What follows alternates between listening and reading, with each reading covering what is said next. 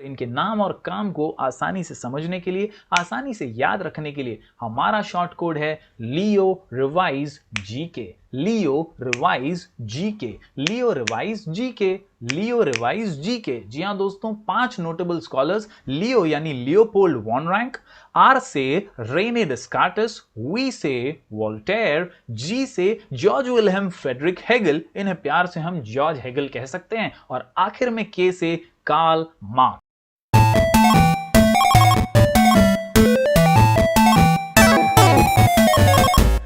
Hello everyone, मैं हूं जयेश राजगौर और स्वागत है आप सभी का इस नए इंटरेस्टिंग यूट्यूब वीडियो में। दोस्तों, आज से हमारे चैनल पर हम शुरू करने जा रहे हैं 10th स्टैंडर्ड महाराष्ट्र बोर्ड के वीडियोस। उसी कड़ी में दोस्तों आज हम हिस्ट्री एंड पॉलिटिकल साइंस से शुरुआत करने जा रहे हैं। जी हां दोस्तों, एसएसटी यानी हिस्ट्री और ज्योग्राफी आपके लिए परसेंटेज बूस्टर सब्जेक्ट हैं। जी हां दोस्तों, कई बार बड़े बड़े सब्जेक्ट्स जैसे अलजेब्रा, ज्योमेट्री, साइंस 1, साइंस 2 की भीड़ में हिस्ट्री ज्योग्राफी कहीं खो जाता है, लेकिन आपको यह समझना जरूरी है कि हिस्ट्री, पॉलिटिकल साइंस और ज्योग्राफी बहुत ही महत्वपूर्ण सब्जेक्ट हैं जो आपके परसेंटेज को मेक और ब्रेक कर सकते हैं। और इसीलिए हमारे चैनल पर हम लगातार हिस्ट्री, पॉलिटिकल साइंस और ज्योग्राफी के वीडियोस लेकर आते रहेंगे। तो अगर आप इस चैनल पर नए हैं तो जरूर इसे सब्सक्राइब कीजिएगा, बेल आइकन दबाइएगा, क्योंकि यहां आपको लगातार ऐसे ही अलग अलग वीडियोस मिलते रहेंगे। तो दोस्तों, जब बात करते हैं हिस्ट्री एंड पॉलिटिकल साइंस की, तो याद रखिए इस साल आपको बोर्ड एग्जाम के लिए हिस्ट्री में कुल मिलाकर के 9 चैप्टर्स पढ़ने हैं और पॉलिटिकल साइंस में इन ऑल 5 चैप्टर्स।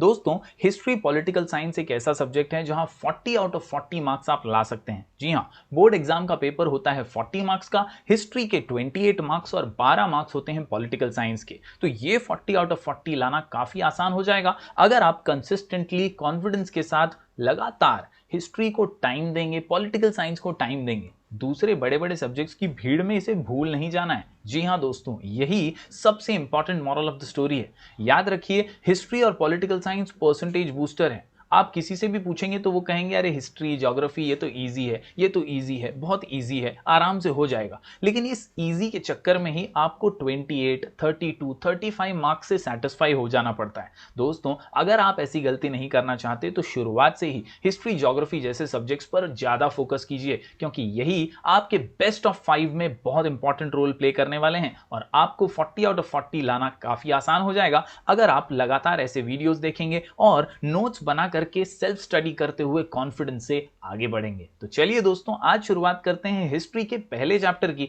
जिसका नाम है historiography development in the West. तो दोस्तों, historiography development in the West और चैप्टर नंबर 2 जो है हमारा हिस्टोरियोग्राफी इंडियन ट्रेडिशन, ये दोनों मिलाकर के बोर्ड एग्जाम में 6 मार्क्स के लिए पूछे जाते हैं।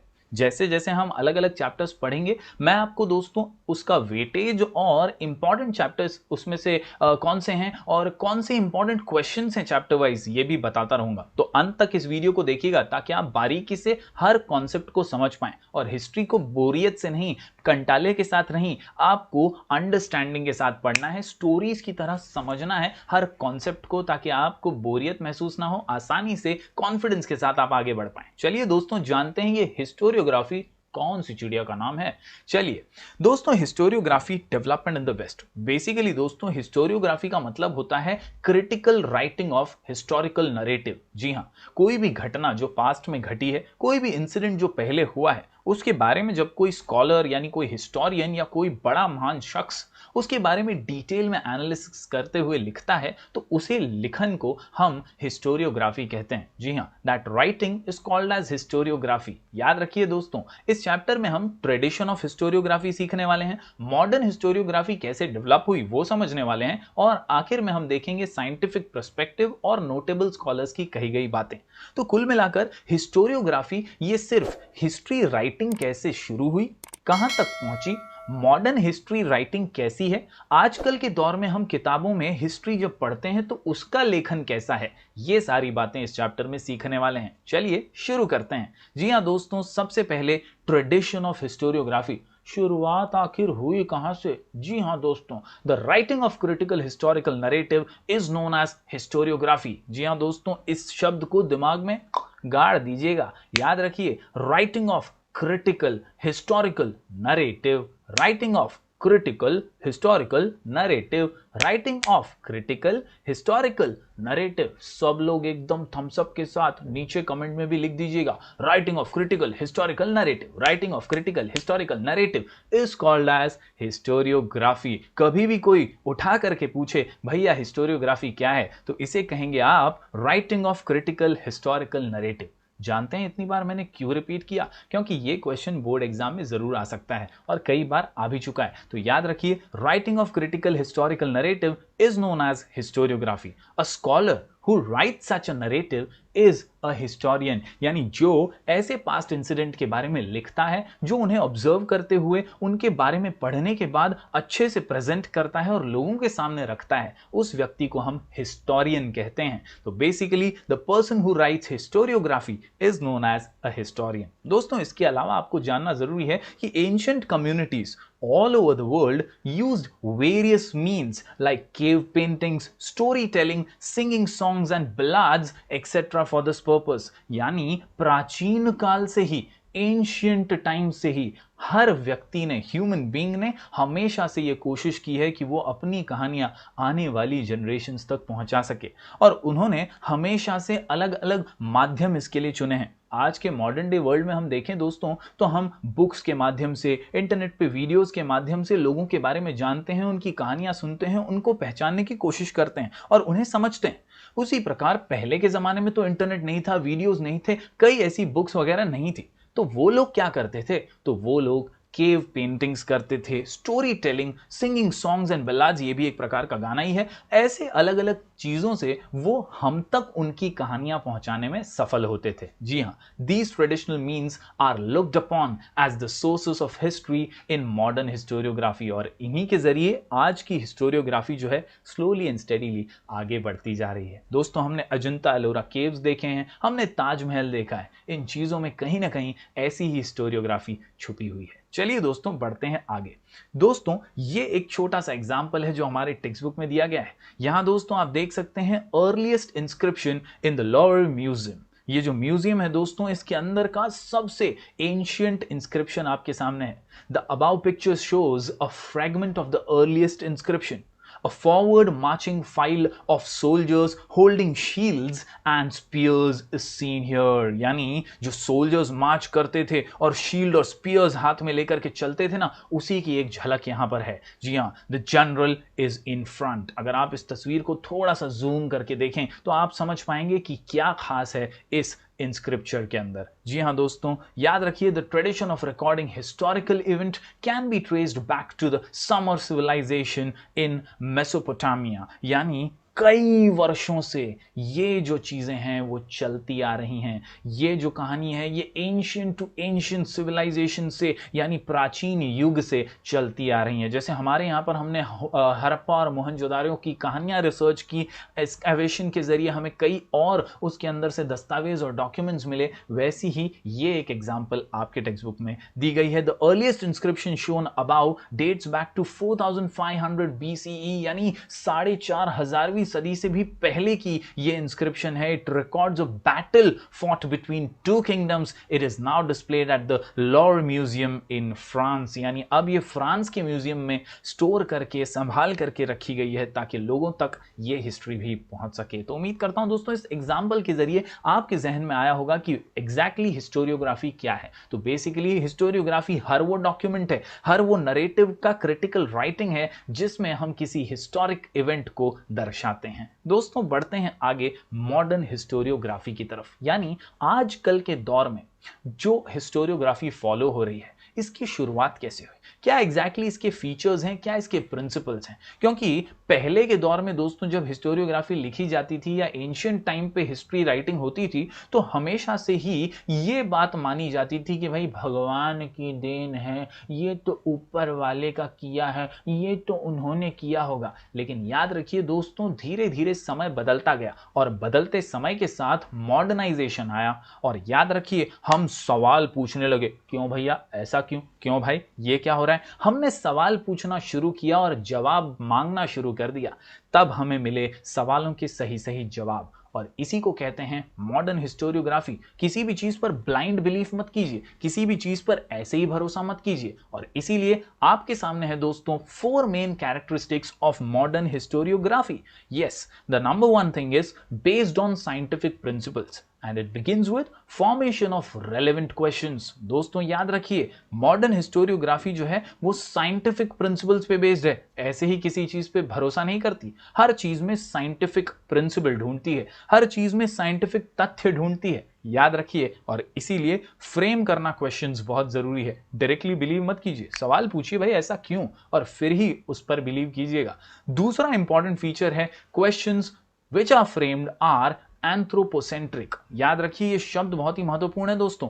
एंथ्रोपोसेंट्रिक मतलब एंशिएंट सोसाइटी से जुड़ा हुआ, कहीं ना कहीं याद रखिए एक ऐसी बिलीफ जहां पे डिवाइन और ह्यूमन बीइंग के बीच में बहुत अंतर बताया जाता है। जी हाँ, जो भी किया है वो डिवाइन है ऐसा जरूरी नहीं है, वो भगवान ने किया है ऐसा जरूरी नहीं है। कहीं ना कहीं सवाल जो है वो ह्यूमन डीड से रिलेटेड होने चाहिए, पास्ट एंशिएंट सोसाइटी के ह्यूमन डीड से रिलेटेड होने चाहिए, ऐसा यहां पर कहा गया है। दोस्तों तीसरी बात कहें इंपॉर्टेंट फीचर की, तो याद रखिए आंसर जो इन सवालों के मिलेंगे वो रिलायबल एविडेंस के साथ होने चाहिए। Yes my dear students, underline कर लीजिएगा, रिलायबल एविडेंस। याद रखिए सवाल तो कोई भी पूछ सकता है, लेकिन जब सवाल के जवाब मिलते हैं ना, तो ऐसा नहीं होना चाहिए कि जवाब में कोई वैल्यू ही नहीं, कोई वेटेज ही नहीं है। It is important that answer of a particular question should be supported with reliable evidence, यानी कुछ सबूत, कुछ डॉक्यूमेंट्स, कुछ एंशिएंट हिस्ट्री के दस्तावेज होने जरूरी हैं। किसी ने ताजमहल बनाया और वो ताजमहल वाकई में शाहजहां का बनाया हुआ है, ये साबित करने के लिए कई डॉक्यूमेंट्स, कई दस्तावेज हमारे पास हैं आज, इसीलिए हम उसे हिस्ट्री का एक हिस्सा मानते हैं।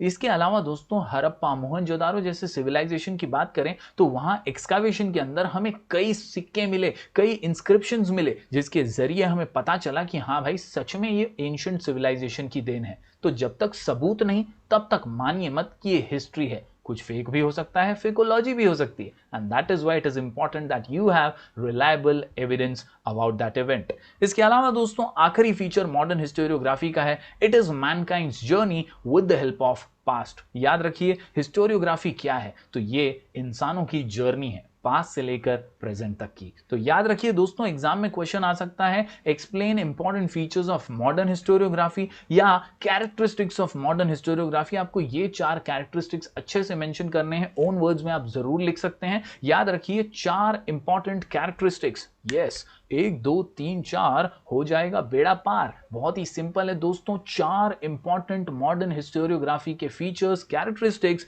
पहला बेस्ड ऑन साइंटिफिक प्रिंसिपल्स, दूसरा एंथ्रोपोसेंट्रिक क्वेश्चन यानी एंशिएंट ह्यूमन सोसाइटी से जुड़े हुए क्वेश्चंस। याद रखिए तीसरा answer should be supported by reliable evidence, और चौथा फीचर है it is nothing but a journey of Mankind with the help of past.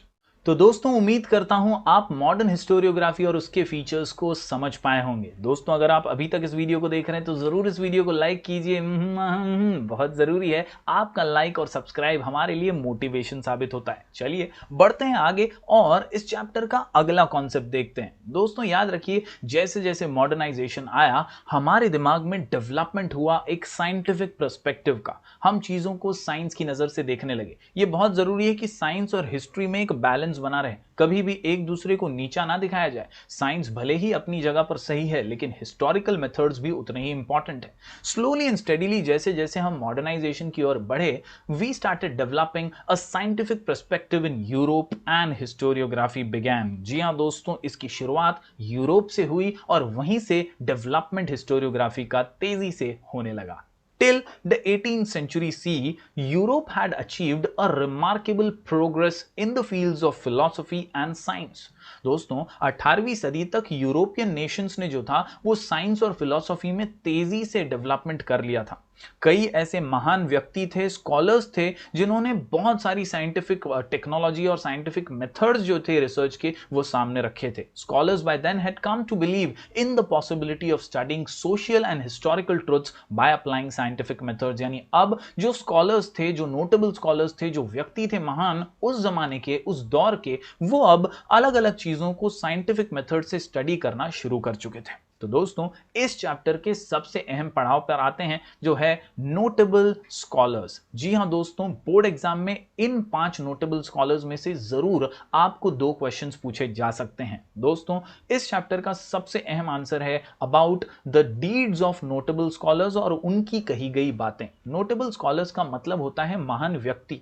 ये वो महान व्यक्ति हैं जिन्होंने हिस्टोरियोग्राफी के बारे में कई इंपॉर्टेंट चीजें कही हैं और मैनकाइंड के उद्धार के लिए इन्होंने कई महत्वपूर्ण बातें की हैं। तो इन नोटेबल स्कॉलर्स के नाम और इनका किया हुआ काम हम पढ़ने वाले हैं इस आसान और मजेदार शॉर्ट कोड के जरिए। जी हां दोस्तों, कुल मिलाकर के 5 महत्वपूर्ण नाम हैं जो आपके टेक्स्ट बुक में दिए गए हैं और इनके नाम और काम को आसानी से समझने के लिए, आसानी से याद रखने के लिए हमारा शॉर्ट कोड है लियो रिवाइज जीके। एग्जाम में पूछा जा सकता है। जी हां दोस्तों, लियो रिवाइज जीके, इस शॉर्ट कोड के साथ आप आसानी से इन नोटेबल स्कॉलर्स के नाम और इनके किए गए काम को याद रख सकते हैं। लियो यानी लियोपोल्ड वॉन रैंक, आर से रेने डिस्कार्टिस, वी से वोल्टेयर, जी से जॉर्ज विल्हेम फ्रेडरिक हेगल जिन्हें हम प्यार से जॉर्ज हेगल कहेंगे, और के से कार्ल मार्क्स। ये 5 शख्सियत और इनके किए गए कामों को चलिए बारीकी से देख लेते हैं। दोस्तों सबसे पहले 19वीं सदी के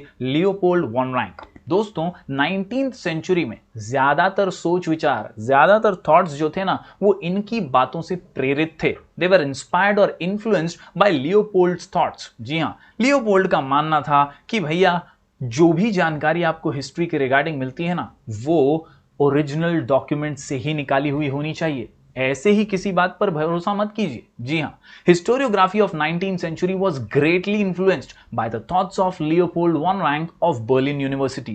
He spoke about the critical method of historical research.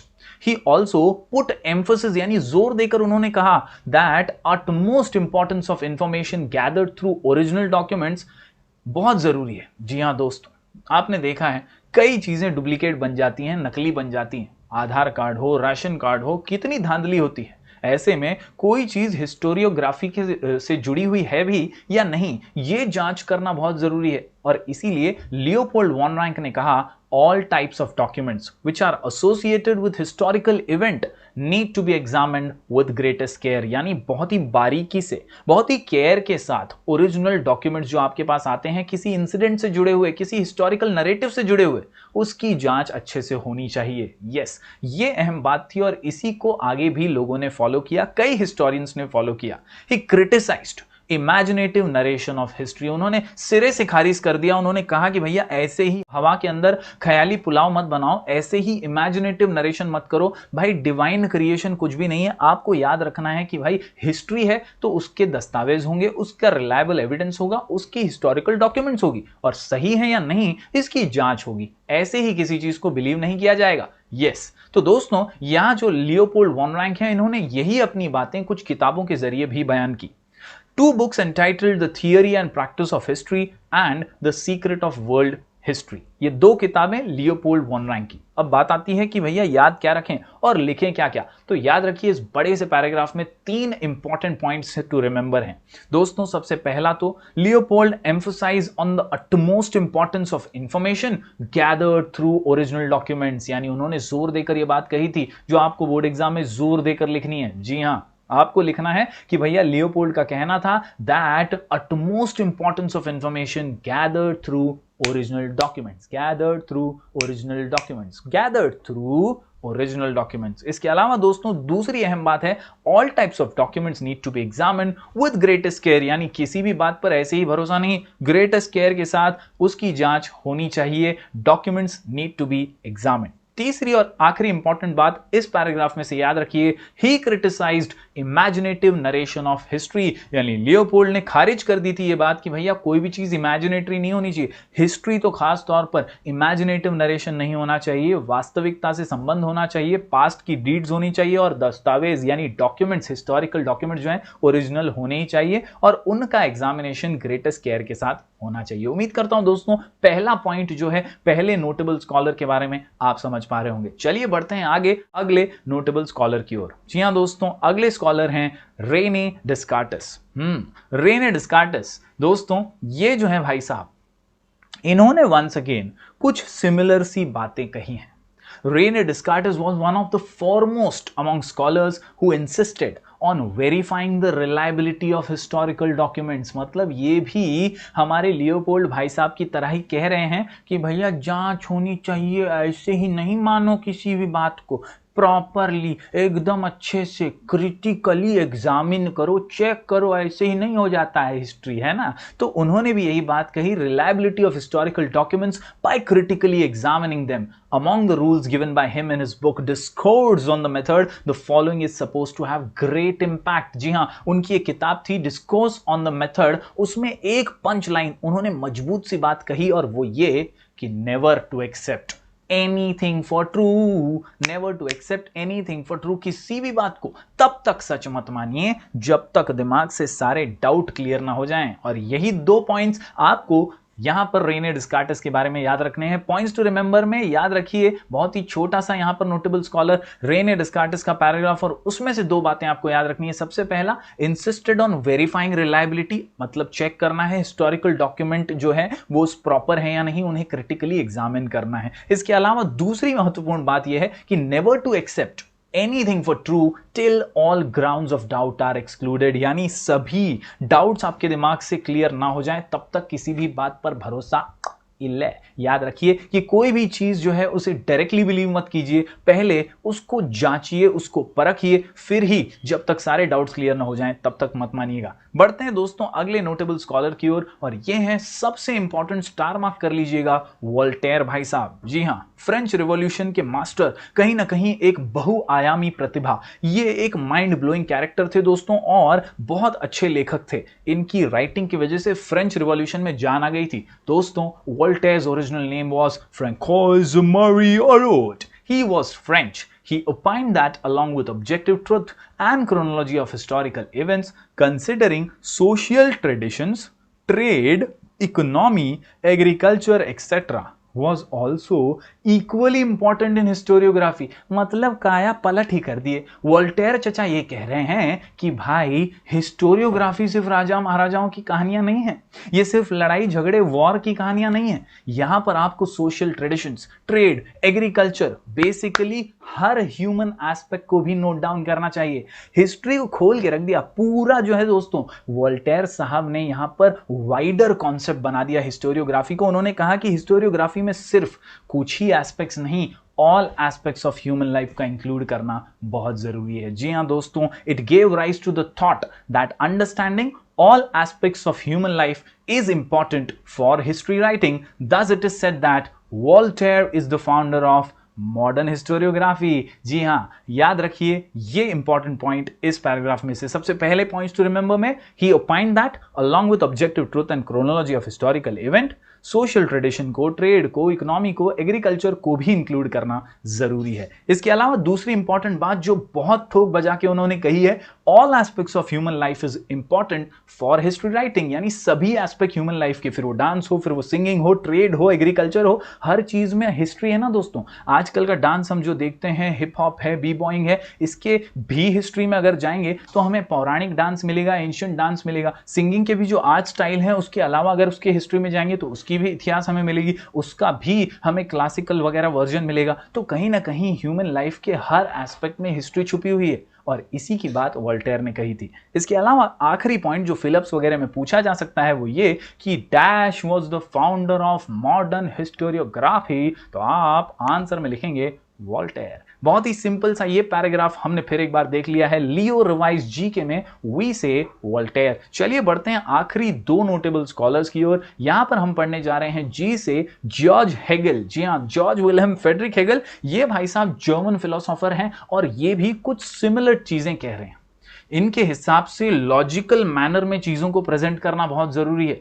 He insisted that the historical reality should be presented in logical manner. आल झाल ऊट पटांग चीजें मत पेश कीजिए, लॉजिकल मैनर में जब चीजों को पेश करेंगे ना तभी एक्चुअल हिस्टोरियोग्राफी सामने आएगी। ये कहते हैं that the presentation of history is bound to change over time, यानी जैसे जैसे समय बीतेगा हिस्ट्री जो है वो चेंज होती रहेगी, इवॉल्व होते रहेगी, क्योंकि नए नए इवेंट्स, नए नए सबूत, नए नए दस्तावेज सामने आते रहेंगे। तो इनका ये बहुत ही वाइब्रेंट और एकदम लाइवली मानना था कि भाई presentation of history is bound to change over time. समय के साथ नए एविडेंस आएंगे, नई चीजें सामने आएंगी, नई नई घटनाएं होंगी, तो हिस्ट्री जो है वो चेंज होती रहेगी, इवॉल्व होती रहेगी।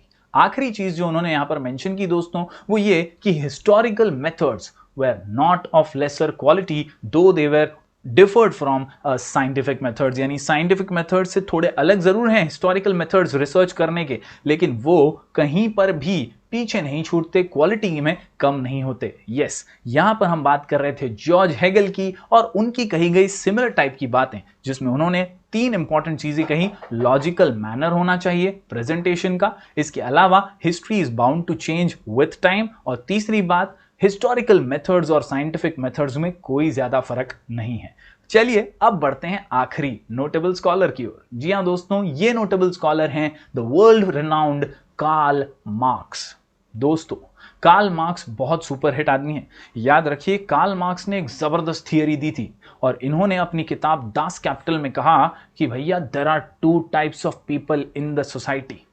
एक वो जिनके पास सब कुछ है और दूसरे वो जिनके पास कुछ भी नहीं है। इन्हें कहते हैं हैव्स और हैव नॉट्स। हैव्स और हैव नॉट्स। हैव्स वो होते हैं दे हैव एवरीथिंग, उनके पास सब कुछ है, मीन्स ऑफ प्रोडक्शन है, उनके मुट्ठी में सब कुछ है। और जो हैव नॉट्स हैं ये पिछड़े हैं बेचारे, इनके पास कुछ भी नहीं है, इल है। और इसीलिए अक्सर ये दोनों जो हैं इन क्लासेस के बीच में एक स्ट्रगल हो जाता है, एक झगड़ा हो जाता है, एक इनइक्वालिटी सी फीलिंग रहती है हमेशा से।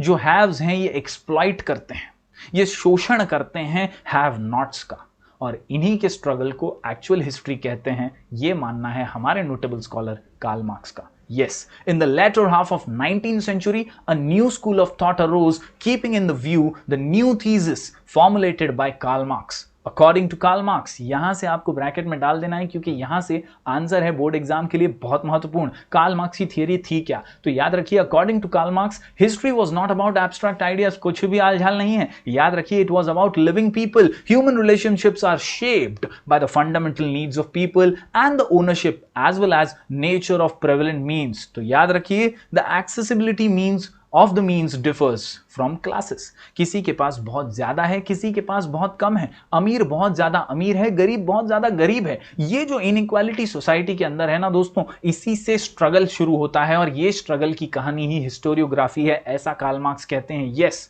According to Marx human history is the history of class struggle as the class that owns the means of production, economically exploits the rest of the classes। यानी जिसके पास सब कुछ है ना, वो दूसरों को शोषित करता है, एक्सप्लॉइट करता है, और इसी से तो शुरू होता है एक द्वंद्व युद्ध। दास कैपिटल नाम की उनकी किताब में उन्होंने जो ट्रीटीज लिखी है वो वर्ल्ड रिनाउंड है। यस, ये जो कहानी है दास कैपिटल के अंदर जो उन्होंने बताई है वो वर्ल्ड फेमस है और उनकी किताब बहुत ज्यादा बिकी है। पॉइंट्स टू रिमेंबर की अगर मैं बात करूं कार्ल मार्क्स में, तो history was not about abstract ideas, याद रखिए, वो लिविंग लोगों की कहानी है। इसके अलावा वो कहते हैं accessibility of these means to different strata of the society में नॉट बी इक्वल, किसी के पास कुछ ज्यादा है तो किसी के पास कुछ कम। इसके अलावा आप याद रखेंगे दोस्तों, तीसरा महत्वपूर्ण point, this inequality causes a division of society into classes leading to class struggle, और आखिर में क्लास स्ट्रगल से ही तो हिस्ट्री बनती है। According to Marx human history is the history of class struggle as the class that owns the means of production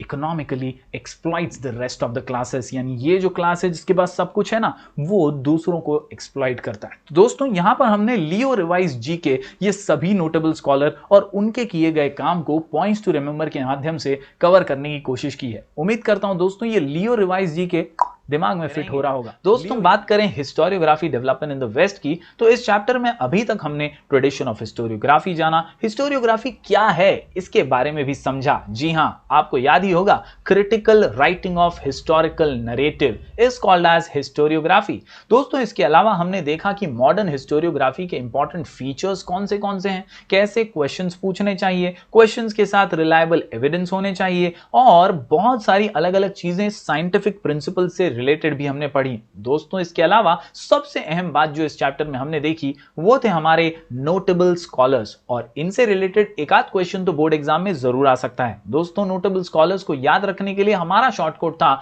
Leo revise GK. जी हां, Leo यानी Leopold von Ranke, R से Rene Descartes, V से Voltaire, George Wilhelm, Friedrich Hegel, G से और के से Karl Marx. दोस्तों अगर आपने ये वीडियो पिछले वाले हमारे नहीं देखे हैं तो आई बटन पे क्लिक कीजिएगा, वहां पे आपको इन वीडियोस की लिंक मिल जाएगी। दोस्तों आज के इस वीडियो में हम कुछ अहम आखिरी के इस चैप्टर के कॉन्सेप्ट्स देखने वाले हैं। इस चैप्टर के अंदर कुछ छोटे बड़े कॉन्सेप्ट्स दिए गए हैं, हिस्टोरियोग्राफी कैसे इवॉल्व हुई, कैसे आगे बढ़ी और मॉडर्नाइजेशन की तरफ बढ़ी उसके बारे में। जी हां, इसमें सबसे पहली चीज है एनल स्कूल। जी हां, ये एक ऐसा स्कूल ऑफ थॉट है जहां हम ज्यादातर वही बातें समझने की कोशिश करेंगे जो वोल्टेयर ने अपनी बातों के अंदर हमें समझाई थी। जी हां, वोल्टेयर क्या कहते थे? तो वोल्टेयर ने कहा था दोस्तों कि भाई हिस्ट्री जो है ये सभी ह्यूमन एस्पेक्ट्स को कवर करती है। हिस्टोरियोग्राफी सिर्फ और सिर्फ राजा महाराजाओं की कहानी नहीं है, और इसी थॉट को आगे लेकर जाते हैं एनल स्कूल के प्रिंसिपल्स। जी हां,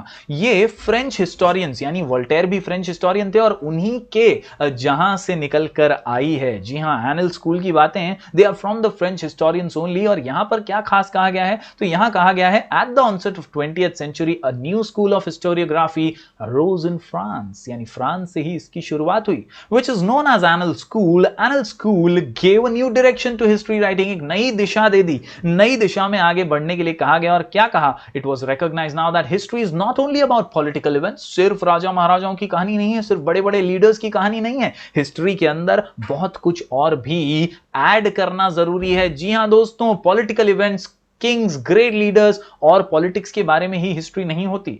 Yes, it is also about climate, local people, agriculture, trade, technology, means of communication, social divisions etcetera. यानी कहीं ना कहीं दोस्तों क्रिएटिव या कलेक्टिव साइकोलॉजी के बारे में भी हिस्टोरियोग्राफी होती है। हर एस्पेक्ट जो ह्यूमन लाइफ का है ना, उसमें हिस्ट्री छुपी हुई है, और इसी बात को यहां एनल स्कूल में दोहराया गया है। जी हां, ये एनल स्कूल फ्रेंच हिस्टोरियंस का है, ये बात याद रखिएगा। दोस्तों पॉइंट्स टू रिमेंबर की अगर बात करूं तो एनल स्कूल वाले शॉर्ट नोट में आप ये दो बातें अहम याद रखिए। History is about climate, local people, agriculture, trade and technology. यानी इन चीजों में भी हिस्ट्री छुपी हुई है। पहले का वातावरण कैसा था, पहले का एनवायरनमेंट कैसा था, आजकल कैसे हम जो है ग्लोबलाइजेशन के दौर में कैसे ग्लोबल वार्मिंग का शिकार होते जा रहे हैं, क्लाइमेट बदलता जा रहा है तो क्लाइमेट की भी हिस्ट्री होगी। इसके अलावा लोकल पीपल पहले कैसे थे, अब उनका रहन सहन कैसा है, हर एक चीज में हिस्ट्री छुपी हुई है। इसके अलावा खेती बाड़ी के तौर तरीके पहले कैसे थे, आज कैसे हैं, एग्रीकल्चर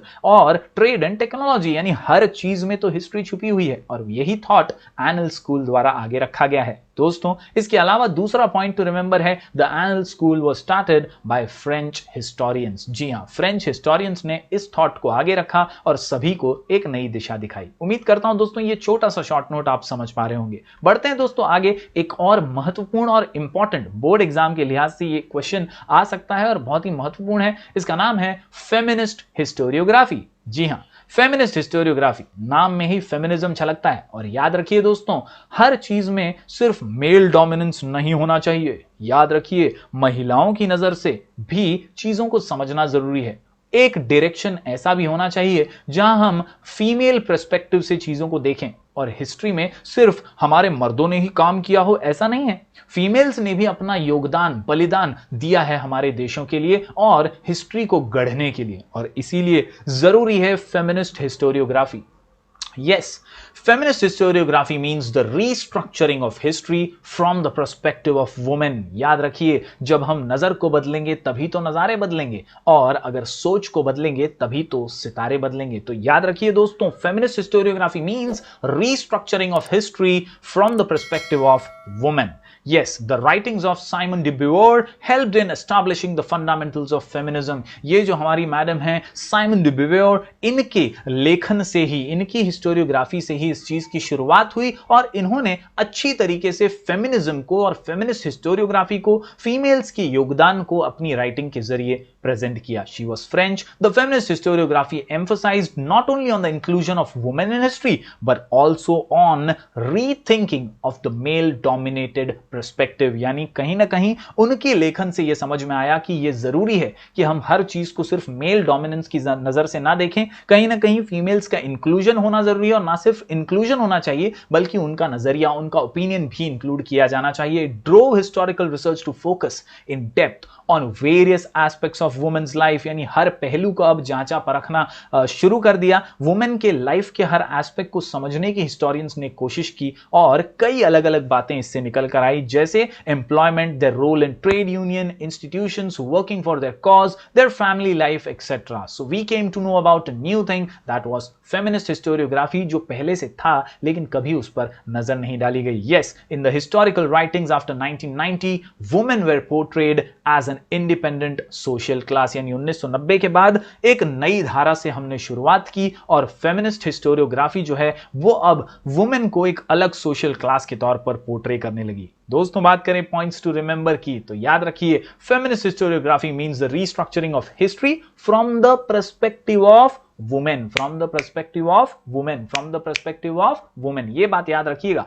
कि ये पूरी की पूरी हिस्ट्री जो है वो नजरिया जो है इसमें वुमेन का है। इसके अलावा दोस्तों दूसरा इंपॉर्टेंट पॉइंट, इस थॉट ने जो था ये पूरी तरह से हिस्टोरिकल रिसर्च को फोकस किया इन डेप्थ में various aspects of women's life पर, जैसे कि their employment, their role in trade union institutions, working for their cause, their family life etcetera. उम्मीद करता हूं दोस्तों ये फेमिनिस्ट हिस्टोरियोग्राफी भी आप समझ पा रहे होंगे। यहां पर एक अहम चीज अंडरलाइन करके ठोक बजा के याद कर लीजिए, यस, पर्सपेक्टिव ऑफ वुमेन। बढ़ते हैं दोस्तों आगे, हमारा अगला पैराग्राफ है माइकल फौकॉल्ट के बारे में। ये भी एक महान नोटेबल स्कॉलर हैं और इनकी खास मेंशन यहां पर की गई है हमारे टेक्स्ट बुक में। ये कुछ सिमिलर बातें कहते हैं लेकिन थोड़े से अलग ढंग से। हमने सभी नोटेबल स्कॉलर्स को देखा और वो सभी अलग अलग reliable documents, historical documents, reliable evidence के बारे में बात करते हैं। यहां माइकल फौकॉल्ट भी हिस्टोरियोग्राफी के नजरिए के बारे में बात करते हैं। वो कहते हैं अपनी बुक आर्कियोलॉजी ऑफ नॉलेज में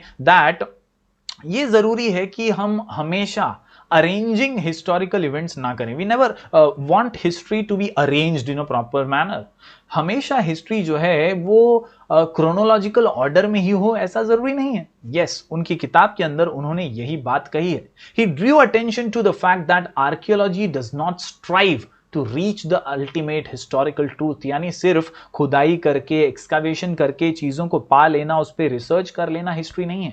कहीं ना कहीं हिस्टोरिकल इवेंट्स को डिटेल में समझना और ट्रांजिशन जो ह्यूमन लाइफ का तब से अब तक हुआ है उसे पहचानना ही हिस्टोरियोग्राफी है। Yes, Foucault felt that explaining the transitions in history is more important.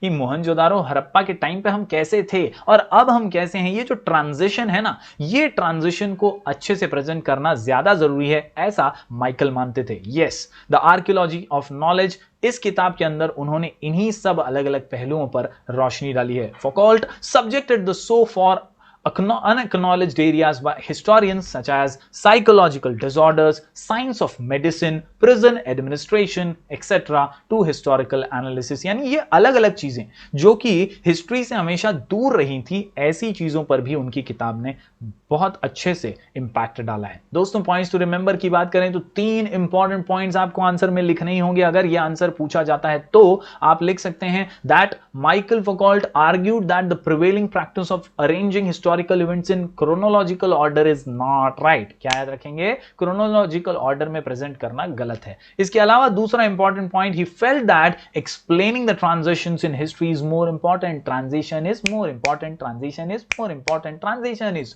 more important। और आखिर में he called his method the archaeology of knowledge। तो उन्होंने इस मेथड को आर्कियोलॉजी ऑफ नॉलेज नाम दिया था। दोस्तों, यहां पर हमारा चैप्टर हो जाता है खत्म। अगर इस चैप्टर के कंक्लूजन की बात करें और हम क्या सीखें इससे, तो याद रखिए हमने हिस्टोरियोग्राफी क्या है सीखा, उसका स्कोप क्या है वो समझने की कोशिश की। हिस्टोरियोग्राफी ने कैसे कंटिन्यूअसली एक्सपांड किया है अपने आप को। Writing of history of various subjects हमने देखा, literature, architecture, sculpture, drawing and painting, music, dance, drama, अलग अलग क्षेत्रों में हिस्टोरियोग्राफी आज के दौर में आगे बढ़ी है और हमारे इस टेक्स्ट बुक में भी इन्हीं अलग अलग पहलुओं पर हम आगे जाकर नजर डालने वाले हैं। तो उम्मीद करता हूं दोस्तों ये पहला चैप्टर और इसके सभी वीडियोस आपको समझ में आ रहे होंगे। आप लिख करके आंसर्स की जरूर प्रैक्टिस करेंगे। डिस्क्रिप्शन में दोस्तों आपको नोट्स मिल जाएंगे, जरूर वहां से नोट्स को डाउनलोड कर लीजिएगा। अगर आप नए हैं दोस्तों तो हमारे टेलीग्राम चैनल को भी आप ज्वाइन कर सकते हैं। हमारे टेलीग्राम चैनल का नाम है स्काई एजुकेशन ऑफिशियल। आप हमारा app sky education play store या ऐप स्टोर से डाउनलोड कर सकते हैं। अगर आपको कुछ दिक्कत है तो मैं आपको इंस्टाग्राम पे मिल जाऊंगा, राजगौर जयश्वी ये मेरी आईडी है। हमेशा से जुड़े रहिए, स्टे कनेक्टेड, एक अच्छा बॉन्ड बनाएंगे, तभी तो हम अच्छे रिजल्ट्स ला पाएंगे। मिलेंगे दोस्तों फिर एक बार कुछ और नए वीडियोस के साथ, तब तक के लिए do like, share and subscribe.